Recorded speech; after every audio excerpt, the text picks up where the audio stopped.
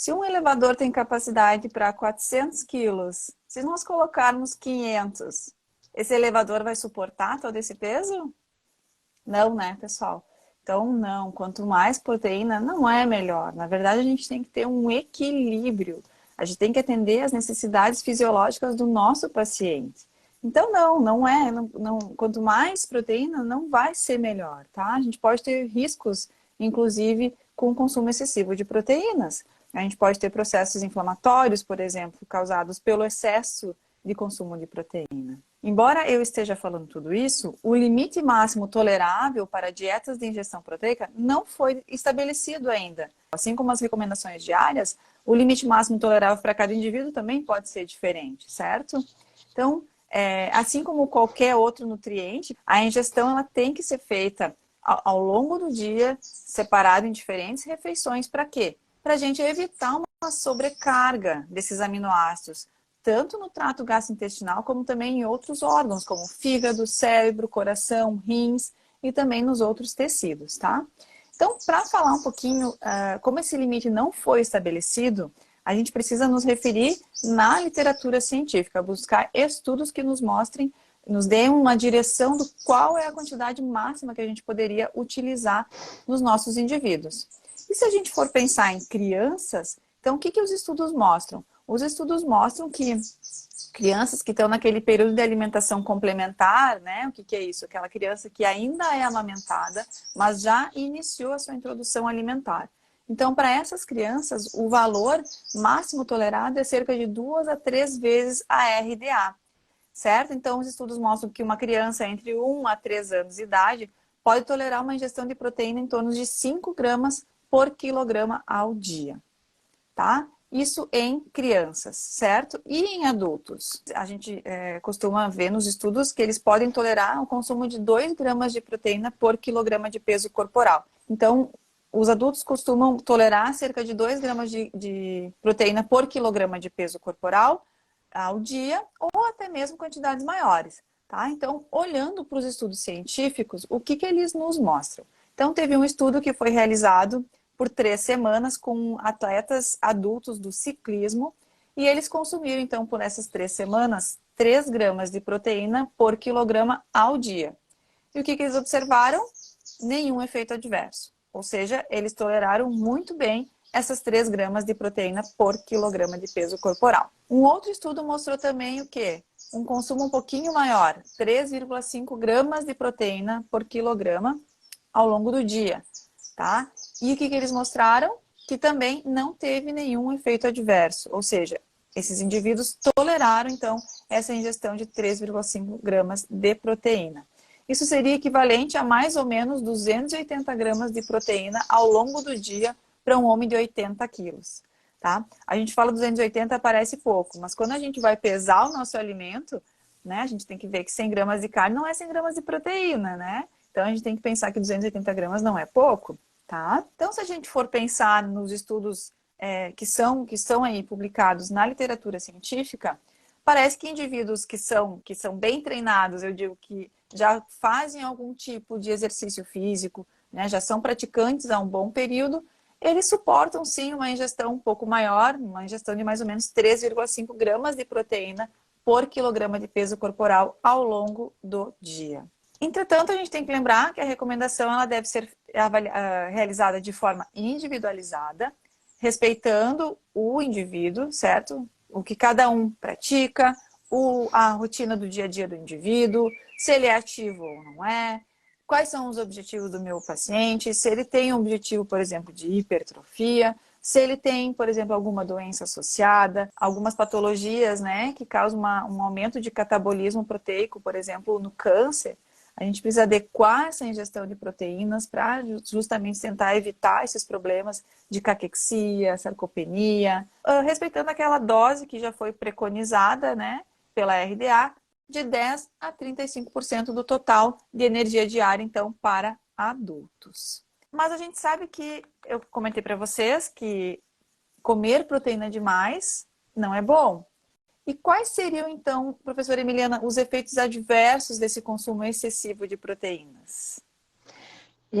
Então, pessoal, consumir proteínas demais, né, como a professora Raquel falou, também não é legal para a nossa saúde. Por quê? Porque quando a gente consome proteínas, né, quando essa proteína ela é metabolizada dentro do nosso corpo, isso vai gerar alguns metabólitos, tá? Dentre eles, a amônia. E essa amônia, ela precisa ser convertida em ureia, lá no fígado, para ser excretada pela urina, certo? Então, quando acontece aí uma alta ingestão de proteínas, né? E o que a gente chama de alta ingestão de proteínas? Mais do que 2 gramas de proteína por quilo de peso corporal por dia, tá? Isso é considerado uma alta ingestão de proteínas. Isso vai aumentar a carga de amônia aí no nosso trato gastrointestinal, no nosso fígado e nos nossos rins. Tá? Então, essa ingestão proteica acima aí daquilo que os limites superiores aí preconizam, né? Isso pode exceder a capacidade do fígado, do intestino e dos rins de destoxificar essa amônia, tá? Então, essa amônia vai ficar aí em níveis maiores no nosso corpo e isso tem alguns efeitos adversos para a nossa saúde, tá? Então, esse aumento aí de amônia pode causar desconforto intestinal, o que a gente chama de hiperamonemia, ela pode causar transtornos metabólicos aí, né? Por causa desse aumento de amônia no nosso sangue. Essa hiperamonemia, pessoal, ela tem consequências, tá? Ela pode levar a encefalopatia e até a morte. Então, não é legal esse excesso de amônia no nosso sangue. Pode levar também ó, a hiperinsulinemia, né? O aumento da insulina, desidratação, irritação, náuseas, diarreia, lesões hepáticas e renais, fadiga, dor de cabeça, convulsões e aumento do risco de doenças cardiovasculares, certo? A ingestão excessiva de proteínas, ela pode afetar principalmente a função renal, né? O que os estudos eles mostram pra gente? Que a nossa taxa de filtração glomerular, ela atinge o seu limite máximo com uma ingestão proteica de 2 gramas por quilo de proteína por quilo de peso por dia. Foi o que a gente falou aí, o nosso limite, tá?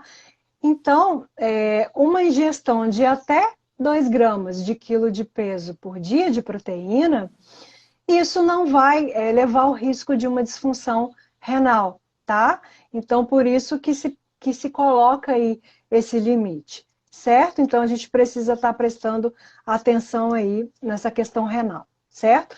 Então, para a gente concluir aí, né, esse nosso bate-papo hoje sobre consumo de proteínas na nossa alimentação e saúde, né, o que a gente pode resumir aqui?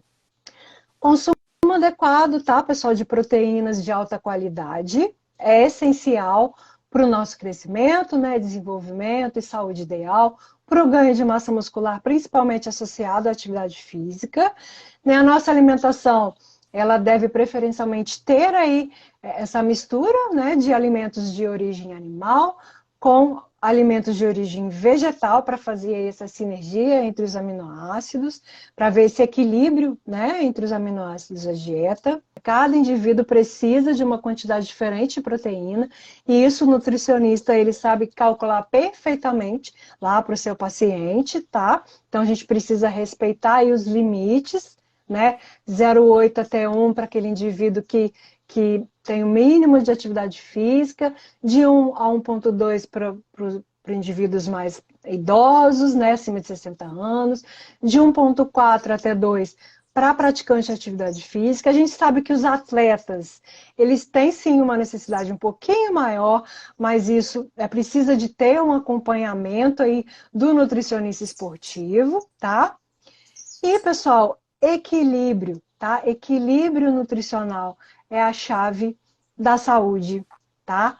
Então, equilíbrio, vamos equilibrar aí a nossa alimentação com a quantidade dos macronutrientes que a gente precisa para o nosso corpo estar funcionando de maneira adequada. Gente, o leite materno é um dos alimentos que possui 100% de valor biológico, ou seja, ele contém todos os aminoácidos essenciais. Então, para os nossos bebezinhos, que nem a professora Emiliana falou, que necessitam uma quantidade maior de proteínas, né? para os nossos bebezinhos que são amamentados, então o nosso leite materno, sim, contém ali todas as proteínas, os aminoácidos essenciais que a gente precisa para o nosso bebezinho, tá? Então ele tem um alto valor biológico. Só para complementar para vocês essa informação.